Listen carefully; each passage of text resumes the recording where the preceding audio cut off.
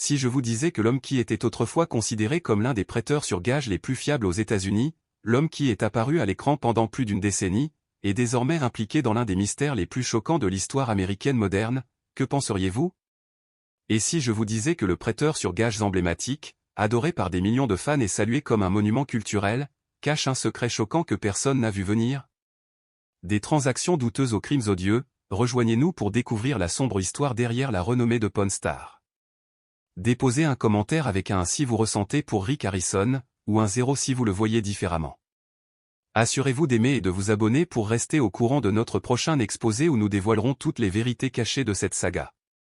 Cela a commencé comme une matinée typique devant le Gold and Silver Pawn Shop à Las Vegas, avec une foule de fans tenant leur téléphone, attendant avec impatience un aperçu de Rick Harrison, la star pleine d'esprit et la figure bien aimée de la série. Baignée de lumière vive, la gamme de pièces de monnaie anciennes, de reliques de guerre et de trésors énigmatiques de la boutique a alimenté d'innombrables histoires captivantes sur Pawn Stars. Mais cette fois, le drame caché qui se déroule dans les coulisses promet d'éclipser tout ce qui a jamais été diffusé à la télévision. Mais ce matin, je ne me sentais pas bien. Le buzz habituel avait disparu. Pas de lumière rougeoyante, pas de fans excités. Le Gold and Silver Pawn Shop était hermétiquement fermé, sa devanture emblématique barrée de rubans adhésifs jaunes de la police. Les agents fédéraux et les officiers locaux surveillaient dans un silence étrange. Les caméras, autrefois entraînées sur les fusils de la guerre civile et les vinyles d'Elvis, capturaient désormais une scène sombre. Au cœur de tout cela se trouvait une affaire qui a secoué la nation, avec Rick Harrison, un visage chéri par des millions de personnes, placé sous les projecteurs. Cette révélation a provoqué une onde de choc dans le public alors que Rick Harrison s'est retrouvé empêtré dans une enquête criminelle tentaculaire si complexe que les autorités fédérales ont été contraintes d'intervenir. Le drame s'est intensifié lorsque le cercle restreint de Rick a été mis sous les projecteurs. Dans la salle d'audience du Nevada, où la tension était forte, ce ne sont ni les accusations ni le verdict qui ont saisi la nation. C'était un aveu. Dans un moment de silence stupéfait, une voix familière retentit. Il s'agissait de Corey Harrison, le fils de Rick et co-star fidèle, dont les paroles résonneraient bien au-delà des murs de la salle d'audience. Tremblant dans la salle d'audience, Corey a prononcé des mots qui allaient tout changer. J'étais impliqué. J'ai fait ce que mon père m'a dit de faire. En seulement 13 mots, un monde secret dévoilé. Pendant plus d'une décennie, Corey n'était pas seulement derrière le comptoir du prêteur sur gages, manipulant des guitares jouées anciennes et des pièces rares. Ses aveux ont révélé qu'il aurait joué un rôle plus sombre, que personne n'aurait pu prévoir. Selon son témoignage, au-delà des caméras et des rires se cache une vérité cachée. Corey était censé être le gardien, choisissant quel client entrait et signalant aux tiers obscurs. Ses paroles ont brisé à jamais l'image insouciante et joviale de Pawn Stars. Corey n'a pas seulement pointé du doigt Rick Harrison. Il a dévoilé un réseau sophistiqué impliquant des messages codés, des transactions clandestines et des activités illicites qui prospèrent sous les lumières des studios. La trahison est profonde et laisse les cœurs ébranlés. Comment un duo père-fils bien-aimé a-t-il pu se lancer dans une histoire aussi sinistre? Combien de temps cette ombre avait-elle persisté? Et combien d'âmes sans méfiance ont été prises au piège dans sa toile? Cette vidéo vous guide des origines de l'enquête jusqu'aux révélations étonnantes de la salle d'audience. Nous découvrons un carnet relié en cuir qui aurait été caché sous un bureau, rempli de détails liés aux racines du suspect. Vous verrez ce que les agents ont trouvé, des passeports, des piles d'argent liquide, des photos de surveillance, toutes les pièces d'un puzzle effrayant. Mais ce qui est le plus obsédant, ce sont les histoires des victimes. Des gens ordinaires qui entraient dans le prêteur sur gages à la recherche d'une bonne affaire, pour ne jamais revenir. Nous vous amenons dans la salle d'audience où Rick était assis en silence pendant que Corey se levait pour parler. Vous entendrez la voix mesurée et résolue du juge condamnant ces actes flagrants. Les spectateurs ont assisté à l'effondrement d'un empire télévisuel. Les réseaux ont supprimé les rediffusions et les fans ont été aux prises avec le choc et l'indignation. Pourtant, des questions persistent. Corey est-il un pion dans le stratagème, ou un adulte consentant attiré par l'attrait du pouvoir et de la richesse? Il n'existe pas de réponse facile, seulement des couches de vérité qui attendent d'être découvertes. Cette vidéo ne se contente pas de raconter l'histoire. Il suit le fil d'Ariane, fait revivre les détails oubliés et dévoile les secrets cachés sous les paillettes. En fin de compte, il nous reste à réfléchir. Et si tout ce en quoi vous croyez était une fabrication? Et si chaque accord télévisé masquait un pacte secret? Sans le courage d'un enfant pour s'exprimer, tout cela serait-il resté enterré à jamais? C'est l'histoire qu'ils ont essayé de garder cachée, mais elle est désormais imparable. Alors que les lumières de la salle d'audience diminuent et que la tension s'épaissit, la voix de Corey Harrison retentit comme une cloche glaciale, remuant le silence. Il ne s'agit pas seulement de ses aveux, mais aussi de leur délivrance vide, lasse, comme alourdie par un secret trop lourd depuis trop longtemps. Pendant des années, il n'y a eu ni larmes ni cris, seulement un silence obsédant brisé par une vérité incontournable. Ce moment a transformé un procès de routine en quelque chose d'inoubliable, l'effondrement total de tout ce que les gens croyaient vrai. Pendant si longtemps, Corey avait été le personnage attachant et maladroit de la télévision. Le fils, surnommé Bigos, l'acolyte fiable de Rick, s'efforce de moderniser le magasin, tombe souvent sur des affaires et est sauvé de manière ludique par son père. Mais maintenant, cela n'avait plus aucun sens. La façade de la télévision s'est effondrée, révélant un homme admettant son rôle dans des crimes impensables, d'une voix étrangement calme. Ce jour-là, la salle d'audience censée faire respecter la justice s'est transformée en théâtre de trahison. Il ne s'agissait pas seulement d'une trahison de la loi, mais aussi des liens familiaux. Ce qui a stupéfié les spectateurs n'était pas seulement la confession de Corey, mais aussi l'étendue de sa conscience et de son rôle actif dans un réseau obscur. Il a révélé comment son père l'avait appris à repérer les personnes vulnérables, des vagabonds solitaires, des adolescents sans abri, ceux qui entraient dans le prêteur sur gage, s'accrochant au mince espoir d'échanger des bibelots contre de l'argent. Nous les avons traités de vagabonds, a déclaré Corey avec un calme troublant. Il venait mettre quelque chose en gage. C'est à ce moment-là que j'ai su. C'est là que tout a commencé. Corey a expliqué en utilisant une phrase apparemment innocente, dénuée de sens pour les étrangers, comme signal secret. Quelques instants plus tard, un SUV noir arrivait devant le magasin et le client était conduit à l'arrière pour de nouvelles négociations ou pour rencontrer un acheteur spécial. Mais ils ne sont jamais réapparus devant la caméra et beaucoup ont complètement disparu. Cette bombe a brisé la foi de millions de fans. Une émission de télé-réalité tissée dans le tissu de la culture pop américaine a été révélée comme un portail vers un cauchemar caché et effrayant. La trahison n'était pas seulement légale ou morale. Cela a frappé profondément émotionnellement. Ces nuits douillettes à regarder la série semblent désormais entachées, laissant un arrière-goût amer. Corey a parlé de ses tourments, de ses nuits blanches et de ses visages obsédants qui persistent. Il y a une fille que je vois encore dans mes rêves, a-t-il avoué. Elle avait un sac à dos rouge et un vieil appareil photo. Elle disait qu'elle filmait son voyage à travers l'Amérique. Je ne l'ai jamais revue. Je ne sais pas ce qu'elle est devenue, mais je sais que ce n'était rien de bon. La salle d'audience se tut. Les avocats, les journalistes et même les officiers ont senti la froideur dans la voix de Corey. Autrefois un acolyte de confiance, il se tenait désormais devant la foule comme une silhouette brisée, ne demandant pas grâce, mais lançant un sévère avertissement. Ces derniers mots glacèrent l'air. Je ne suis pas le seul. Les enquêteurs avaient depuis longtemps le sentiment que le magasin cachait des secrets derrière sa façade fastueuse. Des images de sécurité de 2016 ont révélé des indices étranges, des coupures abruptes montrant des personnes entrant dans le magasin, que l'on ne reverra plus jamais. Des voitures mystérieuses entraient à toute vitesse dans la cour, mais ce sont les aveux de Corey qui ont finalement reconstitué le puzzle, déclenchant une cascade imparable de révélations. Son témoignage a agi comme une clé, déclenchant un effet domino. D'anciens employés ont rompu leur silence et des informations anonymes ont afflué d'anciens employés de salons et de magasins. Des détails inquiétants ont fait surface, une salle de stockage au sous-sol scellée pendant des années et des transactions en espèces dépassant de loin la valeur réelle des objets échangés. Niché dans un compartiment secret du bureau de Rick se trouvait un grand livre. Pas n'importe quel record, mais une feuille de route effrayante. Ces pages répertoriaient des noms, parfois de simples initiales, associés à des dates et des lieux. Les agents du FBI ont comparé ces informations aux itinéraires connus du trafic d'êtres humains à travers le Sud-Ouest, transformant les soupçons en preuves indéniables si horribles que même les agents chevronnés ont reculé. Pourtant, ce qui a véritablement énervé tout le monde n'était pas seulement la brutalité du crime, mais aussi sa dissimulation transparente. Les rires, la nostalgie et le charme des étoiles masquaient une sinistre vérité. Le public, aveuglé, a été ébranlé, déclenchant un débat national non seulement sur Rick Harrison, mais aussi sur le culte aveugle de la célébrité par la société, sans aucun examen minutieux. Derrière chaque poignée de main télévisée et chaque autographe signé à l'extérieur du magasin se tenait un homme accusé d'avoir orchestré un réseau complexe de trafic d'êtres humains. À quelques pas de là, dans presque tous les épisodes, Corey souriait en tant qu'acolyte adorable et maladroit, tout en étant empêtré dans un stratagème criminel au-delà de l'imagination.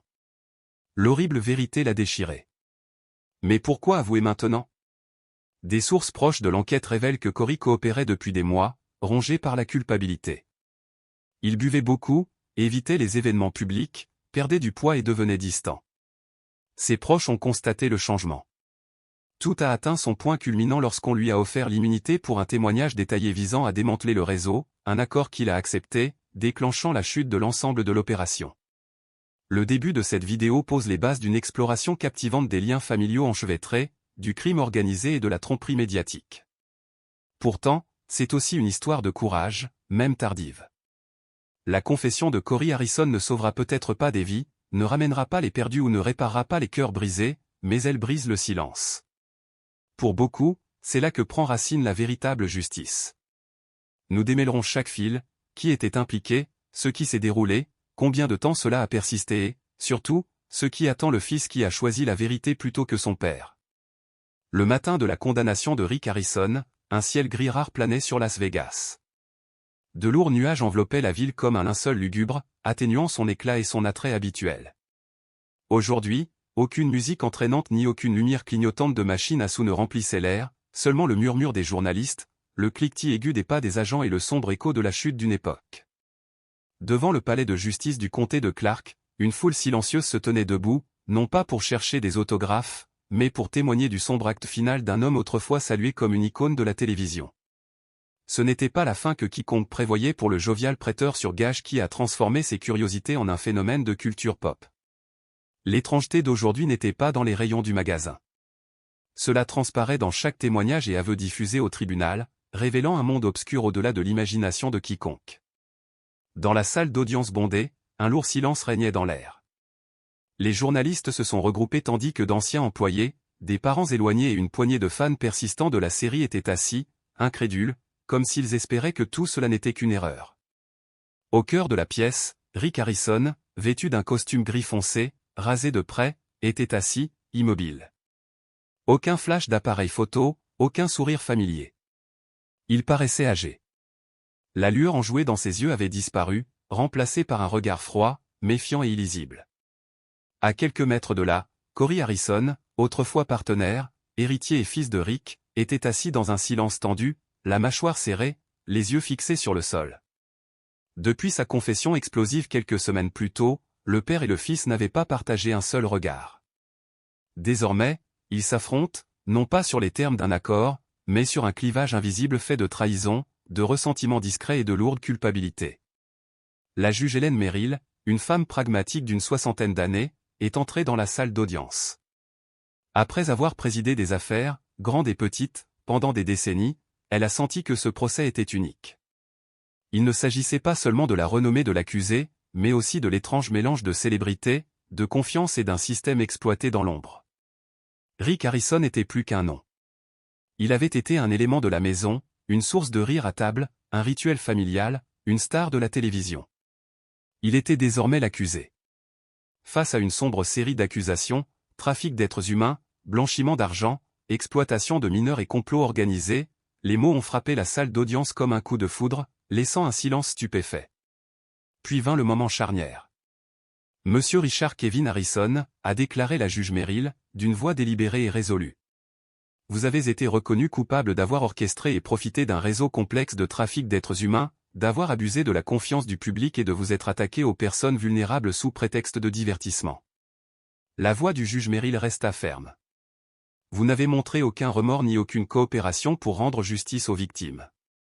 Ainsi, ce tribunal vous condamne à la réclusion à perpétuité sans possibilité de libération conditionnelle. Une vague de halètement a balayé la salle d'audience. Malgré des spéculations feutrées, Rick restait assis, sa mâchoire se tendant brièvement, mais ses yeux ne trahissaient ni larmes ni rage. Juste un lent clignement des yeux, comme s'il comprenait trop tard la limite qu'il avait irrévocablement franchie. À proximité, Corey baissait la tête, les yeux rivés au sol. Ce moment marquait non seulement un verdict juridique, mais aussi la destruction d'un mirage soigneusement conçu. Un empire d'humour, de deals et de clichés de famille s'est effondré en ruine de secrets révélés. La peine de Rick était plus qu'une punition pour un crime. Cela nous rappelle brutalement que même les visages les plus familiers peuvent cacher des ombres. Et la vérité, aussi profondément enfouie soit-elle, finira un jour par éclater au grand jour. Un homme qui colportait autrefois l'authenticité en Amérique avait tissé des mensonges pendant des années. Cette affaire ne concerne pas qu'un seul individu, a déclaré le procureur Milton Reyes aux journalistes quelques instants après le verdict. Face à un groupe de microphones, il a continué. Il s'agit d'un système qui lui a permis d'échapper à tout contrôle pendant trop longtemps. La renommée nous aveugle, l'avidité nous corrompt et les victimes languissent en silence. Que cela serve d'avertissement. Aucun degré de célébrité ne vous met hors de portée de la loi. La conférence de presse a été diffusée rapidement sur les principaux réseaux. Dans les jours qui ont suivi, les médias sociaux ont fait la une des journaux avec des titres discordants. Rick Harrison condamné à perpétuité. Un réseau de trafic d'êtres humains découvert. Rick n'a montré aucun remords devant le tribunal. Las Vegas, autrefois fier de qualifier les Harrison de légende locale, est entré dans la tourmente. Le Gold and Silver Pawn Shop a été scellé par mandat fédéral. Ses fenêtres étaient fermées par des forces de sécurité postées 24 heures sur 24 pour repousser les manifestants et les vandales. Les touristes ne pouvaient prendre des photos que de loin. Certains ont déposé des fleurs en hommage, tandis que d'autres ont brandi des pancartes appelant à la justice pour les victimes. À la prison où Rick a été transféré ce week-end, les gardiens l'ont placé à l'isolement, à la fois en raison de la gravité de l'affaire et pour sa propre protection. Son arrivée a provoqué des troubles dans l'établissement, où les détenus, dont beaucoup purgeaient une peine pour des délits mineurs, bouillonnaient devant l'ampleur des infractions présumées de Rick. La nouvelle s'est vite répandue derrière les barreaux, et même en prison, certaines répliques étaient sacrées, certains péchés impardonnables. À mesure que le système judiciaire s'approfondissait, les autorités ont annoncé qu'elles recherchaient de nouveaux complices à l'intérieur et à l'extérieur du cercle d'Harrison. Le réseau suspecté s'est avéré bien plus vaste qu'on ne l'avait imaginé au départ. De nouveaux mandats d'arrêt ont été émis, des avoirs gelés et des comptes bancaires saisis. Pour Corey, autrefois partenaire de son père dans le magasin et dans leur émission de télévision, la vie signifiait désormais vivre sous la protection fédérale. Des sources affirment que son accord d'immunité exigeait une coopération totale, un témoignage dans toutes les affaires liées et la remise de toutes les preuves de l'opération. Pour certains, il était un courageux lanceur d'alerte. Pour d'autres, un transfuge qui ne parlait que lorsqu'il était pris au piège. Quoi qu'il en soit, son témoignage était captivant et irréfutable. Dans la salle d'audience, après le verdict du juge, et alors que les policiers se déplaçaient pour escorter Rick, un moment étrange s'est produit. Rick se tourna brusquement, rencontrant les yeux de Corey pour la première fois depuis des semaines. Leurs regards se heurtèrent, non pas avec de la rage ou du chagrin, mais avec quelque chose de plus glacial, un regard qui murmurait « Vous les avez choisis plutôt que moi ». Rick a ensuite été menotté et conduit dans un couloir hors de portée des caméras indiscrètes. L'échange éphémère entre père et fils est devenu viral, repris sur les chaînes d'information, mémorisé en ligne et débattu sans fin. Mais pour ceux qui suivaient l'affaire depuis le début, ce n'était pas une blague. Cela marquait la fin d'une époque, un dernier rideau attendu depuis longtemps. Le verdict a frappé comme un coup de foudre, ses répercussions commençant à peine à se propager. Le silence de la salle d'audience n'était ni respectueux ni calme. C'était le silence oppressant d'un champ de bataille après l'arrêt des tirs, chargé de culpabilité, d'incertitude et de vérités effrayantes. Dans cet air tendu, Corey Harrison se leva lentement, chaque mouvement semblant lutter contre le poids écrasant de la vérité qu'il s'apprêtait à exprimer. Tous les regards étaient fixés sur lui. Pendant un bref instant, il sembla qu'il resterait silencieux. Le juge, qui venait de condamner son père à la perpétuité, lui fit un subtil signe de tête. Personne n'en attendait davantage. Corey avait déjà témoigné, mais ce qui a suivi était imprévu et imprévu. Personne ne l'a incité à parler. Pas de serment, pas de mandat légal. Pourtant Corey commença, sa voix hésitant avant de trouver sa place. « C'était moi, dit-il d'une voix basse et ferme, les yeux rivés sur un coin lointain, creux et lointain. Je les ai interrogés. Je les ai suivis. Je les ai triés. Puis je les ai remis. » Un murmure parcourut la salle d'audience. Les touches du sténographe s'immobilisèrent brièvement. Corey resta inébranlable. Le charme facile qu'il avait autrefois lancé à la télévision avait disparu, exposant une blessure vive et béante à la vue de tous. Il a continué en expliquant comment cela a commencé avec des phrases simples telles que « Regardez ce type » ou « Posez encore quelques questions à cette fille ». Au départ, Corey pensait qu'il s'agissait uniquement de sécurité dans le magasin, mais les choses ont ensuite changé. Il a décrit un deuxième téléphone, des messages énigmatiques envoyés comme des signaux codés. La salle d'audience s'est arrêtée. Les stylos des journalistes se figèrent, les yeux écarquillés. Même les procureurs, aguerris par des aveux antérieurs, n'ont pu masquer leur étonnement face à cette bombe télévisée. Cory inspira profondément. C'était toujours pareil. Soyez amical. Obtenez leur nom, leur ville d'origine, ce qu'ils vendent. J'enverrai la photo. Si j'avais le feu vert, un SUV noir s'arrêterait. Des hommes en civil, se faisant appeler acheteurs ou agents de sécurité, se présenteraient, mais ils ne faisaient pas partie du spectacle. Ce n'étaient pas des collectionneurs. Un cri d'angoisse étouffé jaillit de l'arrière, rongé par la trahison. Un spectacle autrefois vénéré pour ses affaires historiques originales a été démasqué comme une façade pour quelque chose de sinistre et d'impensable. Je savais que c'était mal, a admis Cory en secouant la tête. Je le savais depuis le début, mais j'avais peur et je n'ai pas compris à quel point cela était profond jusqu'à ce qu'il soit trop tard. La juge, d'un ton doux mais résolu, insista. Qu'est-ce que tu veux dire par trop tard? Cory n'a pas hésité. Ils ont tout. Mes mots de passe, mes comptes bancaires, mes emails. Je ne me suis pas contenté de les aider. J'étais dedans. J'en ai fait partie. Et je ne sais pas comment m'échapper sans devenir leur prochaine cible. La salle d'audience est devenue silencieuse, déchirée entre voir Cory comme un coupable ou comme une victime prise au piège. Il a continué. Un jour, un jeune homme d'une vingtaine d'années est venu vendre l'appareil photo de son père. Il avait l'air affamé. J'ai suivi la routine, j'ai pris une photo, j'ai envoyé le message, j'ai obtenu le feu vert, mais quelque chose m'a arrêté. J'ai refusé l'accord et je lui ai dit de sortir. La voix de Cory se brisa. Cette nuit-là, mon père m'a demandé pourquoi je l'avais laissé partir. J'ai répondu, il avait l'air malade. Il a juste regardé et a dit, Cory, je ne ressens plus rien. Nous sommes au-delà de ça. Un halètement collectif balaya la pièce, brut et effréné.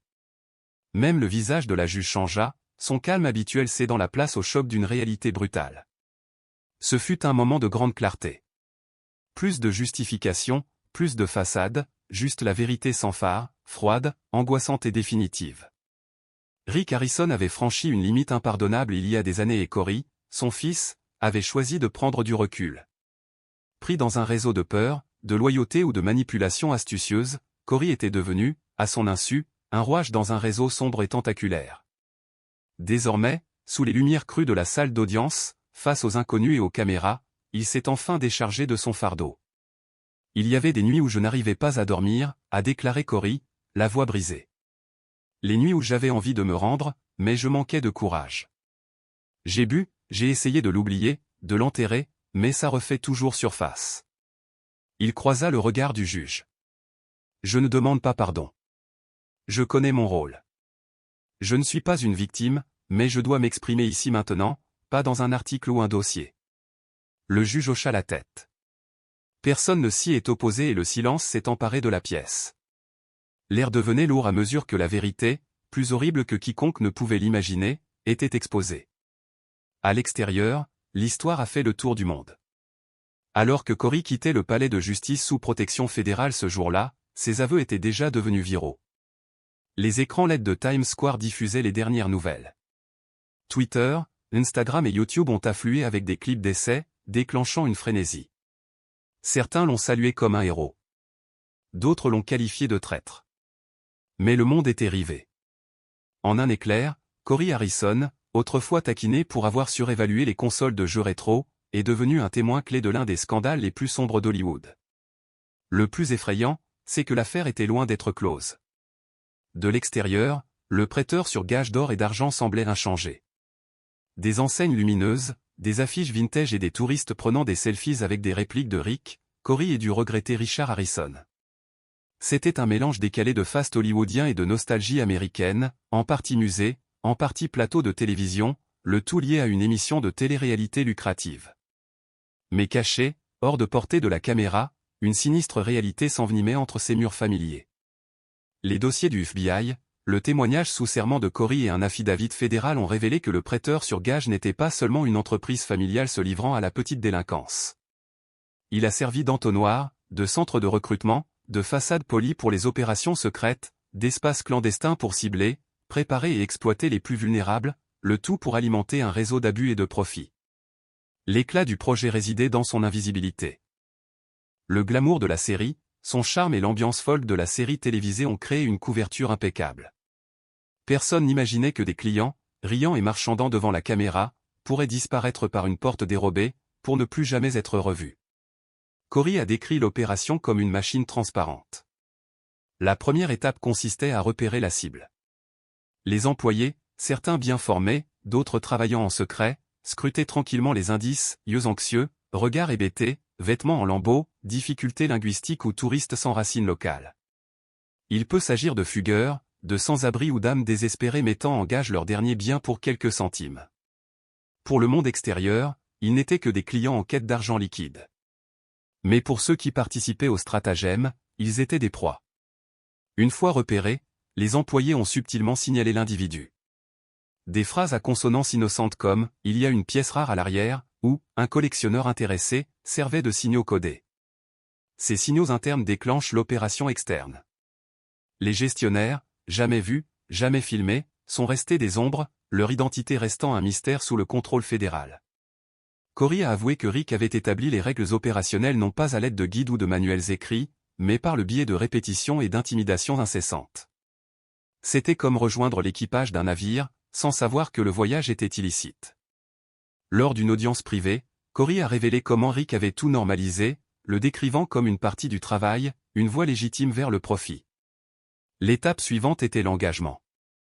Les employés ont été formés pour créer une ambiance chaleureuse et accueillante, gagner la confiance des clients, puis proposer des évaluations privées des articles, une ruse pour les attirer dans des arrière-boutiques cachées, à l'abri des caméras et du public. Au-delà du magasin principal se trouvait un réseau de salles restreintes, interdites à la plupart des employés et des visiteurs. Certains n'étaient que des espaces de stockage ou de sécurité, mais d'autres servaient à des fins plus sombres, des salles insonorisées et sans fenêtres pour des réunions organisées à l'avance, certaines avec des sorties de secours qui contournaient le magasin, s'ouvrant directement sur une ruelle où les SUV passaient souvent au ralenti. Les images de surveillance recueillies au cours de l'enquête ont révélé des schémas effrayants. D'innombrables personnes sont entrées mais ne sont jamais sorties par le front. Un élément de preuve particulièrement accablant était un enregistrement non effacé montrant une jeune femme seule avec un sac en toile usé et un appareil photo, conduite à l'arrière par deux hommes en civil. Son nom est ensuite apparu dans un registre caché lié à une signature numérique, une date et un code liés à un itinéraire connu de trafic d'êtres humains. Les archives judiciaires révèlent que le rôle du prêteur sur gage s'étend au-delà de la détection et de l'acheminement des victimes. Il servait également de centre névralgique des communications. Rick possédait plusieurs téléphones, certains sous de faux noms, d'autres liés à des fournisseurs étrangers. Les messages circulaient via des applications cryptées, les transactions étant enregistrées dans un système de notation codée. L'un de ces registres énigmatiques, caché derrière un panneau près du bureau de Rick, a été découvert aux côtés d'un téléphone portable et de plus de 230 000 $ en espèces, le tout désormais sécurisé par des agents fédéraux. Un secret effrayant a été dévoilé. Il ne s'agit pas d'un seul crime. Il s'agit d'un vaste réseau criminel qui se défait progressivement. Un agent du FBI a qualifié le prêteur sur gage de centre névralgique de toute l'opération. Sous le sol, un coffre-fort contenait non seulement de l'argent liquide et des bijoux, mais aussi des disques durs remplis d'heures d'images de surveillance invasive de clients et d'enregistrement des conversations de Rick avec des personnages non identifiés. Un clip effrayant a capturé Rick disant « Nous sommes sur une mine d'or. Vegas les attire. Nous les faisons simplement disparaître. » Ces paroles ont été répétées dans les réquisitoires finales du procès, faisant frissonner les familles des victimes, les procureurs et les jurés. Plus troublant encore, certaines victimes étaient apparues dans l'émission. Des visages autrefois considérés comme des clients ordinaires étaient désormais afflués par les téléspectateurs. Les rédacteurs des premières saisons de la série ont révélé des scènes inexplicablement coupées, des moments mettant en vedette des clients qui n'avaient pas été approuvés ou qui avaient été retirés par les producteurs. Bien que la société de production ait officiellement nié toute complicité, elle a rapidement rompu les liens avec la famille Harrison, retiré tout le contenu des services de streaming et publié une déclaration exprimant son choc et sa consternation face aux allégations. La structure même du prêteur sur gage est devenue le centre d'une enquête intensive de plusieurs jours du FBI. Sous les fondations d'origine, une chambre cachée a été découverte, remplie de sacs de preuves, de documents, de téléphones portables, de pièces d'identité expirées et d'objets personnels probablement liés à des personnes disparues. Un agent l'a qualifié de tombeau effrayant de vies oubliées. Lorsqu'on lui a demandé comment de telles horreurs sont passées inaperçues sous le nez de tant de personnes, Corey a révélé une vérité obsédante. Nous avons rendu les choses normales et construit une culture du silence. Si vous voyez quelque chose d'étrange et détourniez le regard sans poser de questions, vous seriez réaffecté ou licencié. Mais la conformité vous a permis d'obtenir des voyages, de l'argent et des récompenses. Nous avons été conditionnés à l'ignorer. Il est stupéfiant de penser qu'un bâtiment très surveillé puisse abriter un projet aussi complexe. Pourtant, sa façade saine était le masque parfait. Les caméras n'étaient pas un obstacle, ils étaient un bouclier. Personne ne pouvait imaginer une star de télé-réalité liée au trafic d'êtres humains. Cette pure invraisemblance en était le voile, et le public, sans le savoir, a adhéré à l'illusion. Les fans ont joué un rôle, affluent pour prendre des photos, serrer la main ou obtenir des autographes.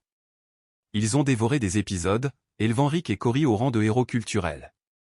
Le magasin était glorifié, les Harrison salués comme l'incarnation du courage et du charme des cols bleus. Pourtant, derrière les vitrines et les fusils d'époque, un réseau de tromperies prospérait. Aujourd'hui, avec la saisie du magasin par les autorités fédérales, une question urgente se pose. Combien ont demandé de l'aide uniquement pour faire face à l'horreur, et combien sont partis sans se rendre compte du danger auquel ils avaient échappé de peu? L'enquête a révélé plus de choses que quiconque ne pourrait en supporter.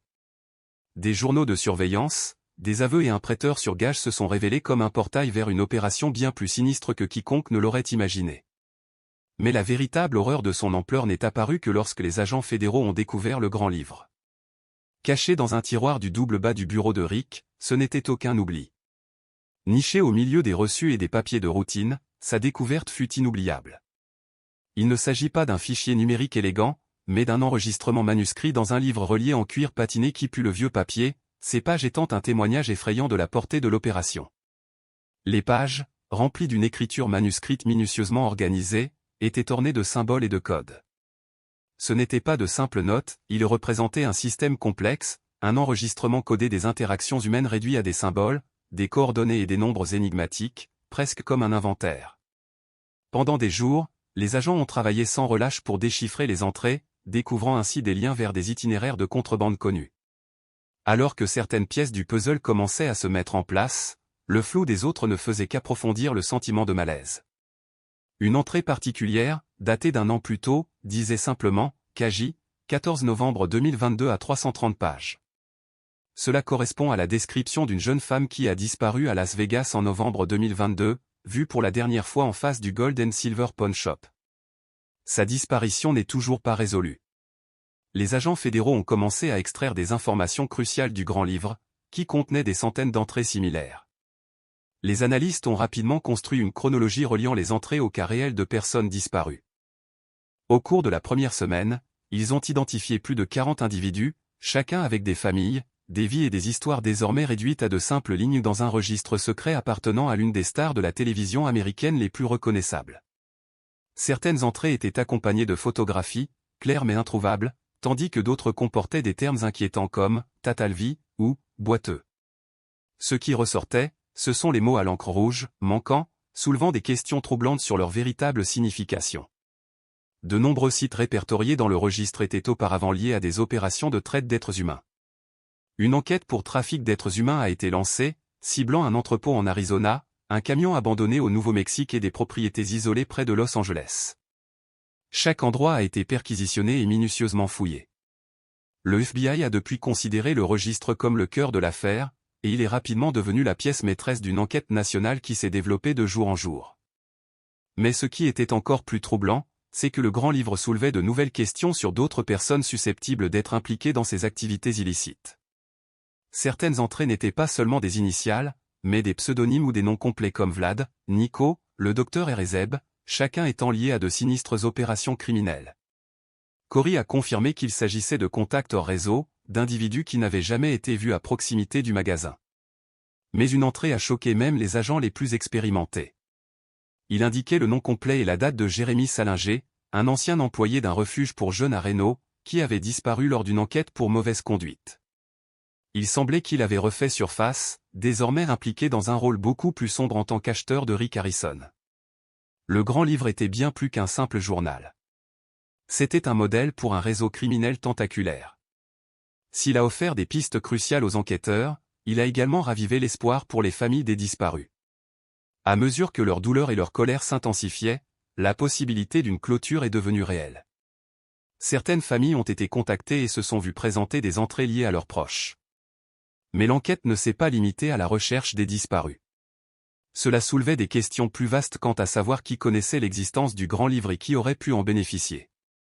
Plusieurs anciens employés du magasin se sont manifestés, révélant qu'ils avaient reçu de l'argent pour garder le silence sur ce dont ils avaient été témoins. Toutes ces histoires convergeaient autour d'un carnet noir usé, sans titre, anonyme, aux pages remplies de mystères qui ne demandaient qu'à être découverts. Les dossiers des victimes étaient si poignants qu'ils ont ému l'ensemble du jury, avec au moins 2 membres de la presse contraints de quitter la salle d'audience, incapables de supporter le poids émotionnel. Le Grand Livre était passé d'une simple preuve à un symbole tragique de vie brisée par des entreprises criminelles. Malgré les dénégations répétées de Rick Harrison, affirmant que le Grand Livre n'était rien d'autre qu'un journal de suivi des clients et qu'il avait été falsifié, les experts légistes ont rapidement réfuté sa défense.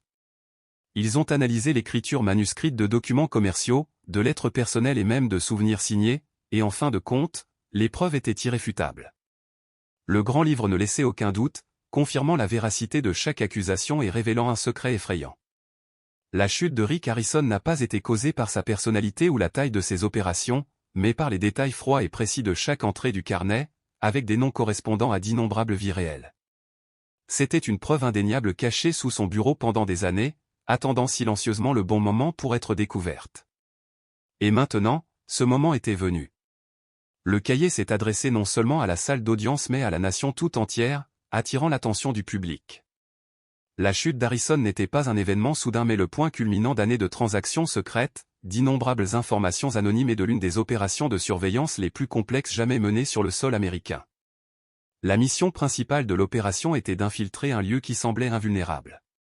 Un empire de preuves a été soigneusement reconstitué, conduisant au démantèlement final d'un réseau de trafic d'êtres humains dissimulé sous l'image raffinée de l'industrie du divertissement. Pendant des années, des rumeurs ont circulé sur la disparition de clients au Harrison Pawn Shop et des rumeurs sur ses liens avec des activités criminelles dans tout le Nevada. Mais ces rumeurs ne pouvaient à elles seules constituer un dossier. Le statut de célébrité des Harrison leur a fourni un bouclier protecteur contre tout véritable examen. C'était jusqu'à ce qu'un appel téléphonique change tout, déclenchant une enquête à grande échelle qui révélerait des secrets enfouis depuis longtemps. L'identité de l'appelant restait inconnue, mais le message était effrayant. Vous ne le croirez pas, mais Pawn Star n'est qu'une façade. Les gens entrent et ne sortent jamais. Vous devez commencer à surveiller les portes arrière dès le début. L'appel a d'abord été enregistré puis rejeté, car les informations anonymes concernant des personnalités de premier plan n'étaient pas nouvelles. Cependant, quelque chose ressortait de cet appel, le ton calme de la voix et la mention d'itinéraires de trafic familier. Cela a piqué la curiosité d'un analyste junior qui a signalé l'affaire pour une enquête plus approfondie. À peine une semaine plus tard, un groupe de travail interne a été constitué et la recherche de réponses a véritablement commencé.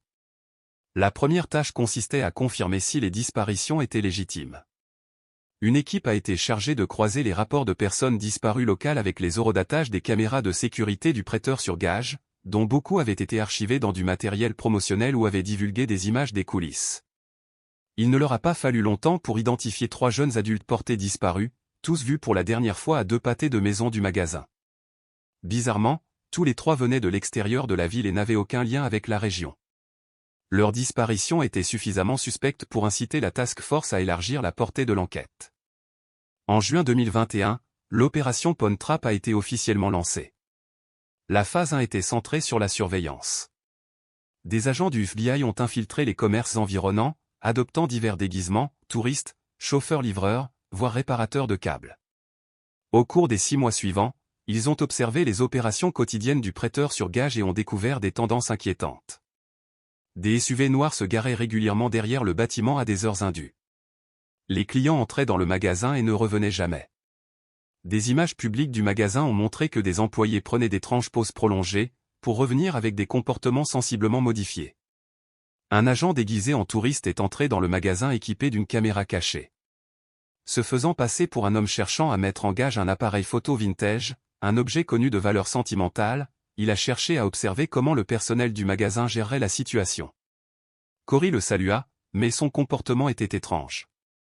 Distrait, établissant à peine un contact visuel et jetant fréquemment des regards vers le couloir arrière. L'agent a déclaré plus tard se sentir surveillé de manière troublante par Cory, comme si un réseau invisible suivait chacun de ses mouvements, ajoutant une couche troublante à l'enquête. La deuxième phase de l'enquête a débuté en février 2022 lorsque le FBI a obtenu un mandat pour installer des équipements de surveillance extérieure sur les toits à proximité. Des caméras haute définition surveillaient en permanence la sortie arrière et le quai de chargement, capturant l'activité 24h24 et 7h7. Après 2 semaines de surveillance, ils ont réalisé leur première percée majeure. Une étudiante de 19 ans originaire de l'Oregon est entrée seule dans le magasin, mais elle n'a jamais été vue quitter la devanture. Cependant, des images de l'arrière ont montré qu'elle était escortée jusqu'à un SUV de couleur foncée par 2 hommes non identifiés, des individus avec lesquels elle n'était pas arrivée. Compte tenu de la gravité de cette découverte, l'opération s'est élargie, transformant l'opération Pawn Trap en un effort multi-agence, impliquant désormais le département de la sécurité intérieure et Interpol. À ce stade, les enquêteurs ont compris qu'ils n'étaient pas seulement confrontés à un homme d'affaires malhonnête, mais à un réseau criminel bien plus étendu. Ils ont intensifié leurs efforts en utilisant des outils médico-légaux numériques pour rassembler davantage de preuves, notamment des assignations à comparaître concernant les relevés téléphoniques, les relevés bancaires et les communications numériques de Rick Harrison. Certaines plateformes ont reculé, invoquant des problèmes de confidentialité et le privilège des célébrités. Mais lorsque le FBI a présenté de solides justifications pour les demandes de données, la résistance a commencé à s'estomper. Il a été révélé que Rick utilisait des téléphones à graveur depuis des années, s'appuyant sur des applications de messagerie cryptées et des serveurs cloud à l'étranger, démontrant clairement sa capacité à opérer en secret. Mais même les criminels les plus prudents commettent des erreurs. Fin 2022, le FBI a découvert une série de mémos vocaux cryptés sauvegardés sur un lecteur caché dans le compte cloud de Rick. Un message choquant était clair. La fille d'hier, parfaite, propre, sans bagages. Assurez-vous qu'elle soit réglée d'ici lundi. Nous avons un acheteur à Santa Fe. Un autre mémo notait simplement les initiales de la jeune fille avec la promesse de mettre à jour le registre plus tard. Ces enregistrements, associés aux données de surveillance et aux registres finalement trouvés dans le bureau de Rick, ont transformé ce qui était autrefois un soupçon en une certitude indéniable. Le FBI était désormais prêt à agir, mais il ne l'a pas fait seul. En janvier 2023, la phase 3 de l'opération a été lancée. Des agents du FBI ont perquisitionné 4 propriétés liées à Rick Harrison, sa maison, le prêteur sur gage, un entrepôt au nord de Las Vegas et un bureau de Shell Company dans le Delaware. À chaque endroit, ils ont découvert des preuves cruciales, des téléphones effacés, des registres financiers, des armes non enregistrées et, plus choquant encore, des effets personnels appartenant à au moins 12 personnes disparues. Le prêteur sur gage est devenu le point central de l'enquête. Dans le bureau de Rick, des agents ont déterré le fameux grand livre. Et dans le sous-sol exigu, ils ont trouvé des objets inquiétants, des vêtements, des passeports déchirés et des traces de sang. Des tests ADN ont ensuite confirmé que ces objets appartenaient à des personnes disparues. Bien que le raid n'ait pas été immédiatement rendu public, des informations ont commencé à couler. Initialement, les médias de Las Vegas rapportaient seulement qu'un raid fédéral avait eu lieu dans le prêteur sur gage, les fans en ligne spéculant qu'il pourrait être lié à l'évasion fiscale ou au trafic illégal d'antiquités. Personne ne soupçonnait que la vérité était bien plus sombre. Lorsque le FBI a tenu sa première conférence de presse, il a gardé la plupart des détails secrets, révélant seulement que l'enquête en cours impliquait des allégations de trafic d'êtres humains et de crimes organisés spécifiquement liés au Gold and Silver Pawn Shop. Le porte-parole du FBI a déclaré « Nous avons rassemblé des preuves et publierons plus d'informations dès qu'elles seront disponibles ». En quelques heures, le monde a explosé. Les principaux réseaux d'information ont repris le scandale de Las Vegas et les paparazzis campaient devant la maison de Rick Harrison. Les fans ont été indignés et History Channel a rapidement retiré indéfiniment les prochains épisodes de Pawn Stars. Les plateformes de streaming ont interrompu les rediffusions et les produits de la boutique emblématique ont été retirés des étagères. Une icône culturelle célébrée depuis des années s'est soudainement retrouvée au centre d'un énorme scandale. La phase 4 de l'opération Pawn Trap a abouti à la poursuite de Rick Harrison. Il a été arrêté à son domicile sans résistance, tandis que Cory Harrison, qui avait commencé à coopérer avec les enquêteurs, a été placé sous protection fédérale. D'autres membres de l'équipe de Rick ont été appréhendés, notamment un coordinateur logistique du magasin, 2 chauffeurs-livreurs non identifiés et une femme soupçonnée d'avoir recruté des victimes dans le magasin. Un acte d'accusation de 200 pages a été déposé détaillant les événements, les témoignages, les preuves médico-légales et les communications numériques qui, ensemble, dressent un tableau clair de la criminalité et de l'exploitation systématique. Après 2 semaines, le jury est parvenu à une décision révolutionnaire. Rick Harrison serait jugé pour plusieurs accusations graves, notamment trafic d'êtres humains, complot en vue de blanchir de l'argent, entrave à la justice et abus de confiance. Le procès est rapidement devenu une sensation médiatique, attirant massivement l'attention du public. Mais ce qui comptait vraiment, c'était le travail d'enquête qui se déroulait en coulisses. L'opération Pawn Trap est devenue une leçon cruciale sur la manière dont les forces de l'ordre peuvent infiltrer et démanteler des organisations autrefois vénérées par le public, prouvant que la renommée n'offre aucune protection contre la loi. Cela a montré qu'avec suffisamment de patience et de persévérance, même les secrets les mieux gardés finiront par être découverts. Les agents travaillant sur l'affaire appellent encore le prêteur sur gage, la maison tranquille, un endroit qui semblait vivant et animé en surface mais qui cachait de sombres secrets silencieux. Désormais, chaque dossier, chaque séquence de surveillance du magasin portait un nom, un visage et une vie irrémédiablement changés. Au fur et à mesure que les victimes étaient identifiées, les histoires vraies de ce qui s'était passé à l'intérieur du tristement célèbre prêteur sur gage ont lentement commencé à faire surface. Ce n'étaient pas seulement des statistiques. Il ne s'agissait pas seulement d'entités anonymes perdues dans un système. C'étaient les vies de vraies personnes plongées dans un cauchemar sans personne pour intervenir à temps. Les histoires déchirantes des victimes et de leurs familles sont le rappel le plus brutal de la réalité brutale d'un système dont ils ignoraient l'existence jusqu'à ce qu'il soit trop tard. Ensuite, il y avait David Monroe, un jeune sans-abri récemment libéré d'une famille d'accueil. Il vivait dans des refuges à Las Vegas, économisant pour un billet de bus pour le Missouri. Ses amis se souvenaient de lui comme d'un individu doué à la voix douce, avec un amour profond pour la musique, en particulier pour son jeu de guitare émotif. En mai 2022, David est entré dans le prêteur sur gage avec une guitare vintage, cadeau de la dernière famille d'accueil qui avait pris soin de lui, le seul bien qui lui restait d'une enfance difficile. Des témoins qui se sont manifestés plus tard ont déclaré qu'un employé du magasin avait dit à David que sa guitare était spéciale et qu'elle pourrait attirer un acheteur potentiel. Il a ensuite été conduit dans une pièce du fond, et ce fut la dernière fois que quelqu'un l'a vu franchir la porte d'entrée. Le dernier appel de son téléphone a été localisé à proximité du magasin, suivi d'un silence complet.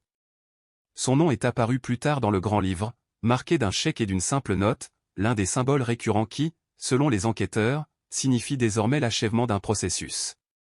La guitare vintage de David a été retrouvée des mois plus tard lors d'une vente aux enchères en ligne liée à une société écran enregistrée sous l'un des pseudonymes de Rick Harrison. Le corps de David n'a jamais été retrouvé. Et puis il y avait Lena, l'une des rares survivantes. Contrairement à beaucoup d'autres, Lena est toujours là pour raconter son histoire, même si elle porte des cicatrices qui ne guériront peut-être jamais. Elle avait 19 ans à l'époque, elle avait abandonné ses études et essayait de joindre les deux bouts. Lena est entrée dans le prêteur sur gage pour obtenir de l'argent en mettant en gage la montre d'héritage de son grand-père. Une employée lui a proposé de doubler sa valeur si elle acceptait de rencontrer un collectionneur privé dans l'arrière-boutique. Attirée par l'argent et désespérée d'en avoir, elle a accepté. Lorsque Lena a signalé l'incident à la police, ses allégations ont été rapidement rejetées. Il n'y avait aucune blessure visible, aucune image pour l'étayer, et son histoire selon laquelle elle aurait été ciblée sur l'un des endroits les plus célèbres de Las Vegas a été considérée comme improbable. Elle a été qualifiée de fauteuse de troubles, peut-être en état d'ébriété, et on lui a dit de rester à l'écart de la zone. Son rapport a été discrètement mis de côté et oublié. Mais des années plus tard, lors d'une enquête fédérale, des agents ont découvert le nom de Lena dans un message crypté de Rick. Une ligne disait « La fille de tout à l'heure s'est enfuie. Découvrez à qui elle a parlé ». Lorsque les agents l'ont retrouvée en 2024, Lena a fondu en larmes, enfin capable de dire la vérité. Elle était restée silencieuse pendant si longtemps. Je pensais que personne ne me croirait. Je pensais que j'avais tout imaginé, que c'était de ma faute. Maintenant, je sais que j'avais juste de la chance. Le témoignage de Lena est devenu la pierre angulaire de toute l'affaire. De sa description de la pièce et des deux hommes au moindre détail comme l'emplacement des meubles et la porte verrouillée, tout ce qu'elle a dit correspondait aux plans intérieurs du magasin et aux données du système de clés numériques de Rick. Mais tout le monde n'a pas eu la chance de parler comme Lena. Tout le monde n'a pas survécu pour raconter son histoire. L'un des cas les plus déchirants est celui de Jadon Meyers, un fugitif de 17 ans originaire de l'Utah, aux prises avec son identité et cherchant des réponses à Las Vegas dans le cadre d'un voyage de découverte de soi. Quelques jours avant sa disparition, Jadon a publié une courte vidéo sur les réseaux sociaux. Debout devant le prêteur sur gage, il sourit et murmura « J'ai enfin réussi. Je vais essayer de vendre de la vieille technologie et voir ce qui se passe. » C'était la dernière fois que quelqu'un le voyait. Son téléphone a ensuite été retrouvé abandonné dans une benne derrière un casino. La vidéo finale, floue et tremblante, montrait une pièce sans fenêtre avec une seule ampoule suspendue au plafond.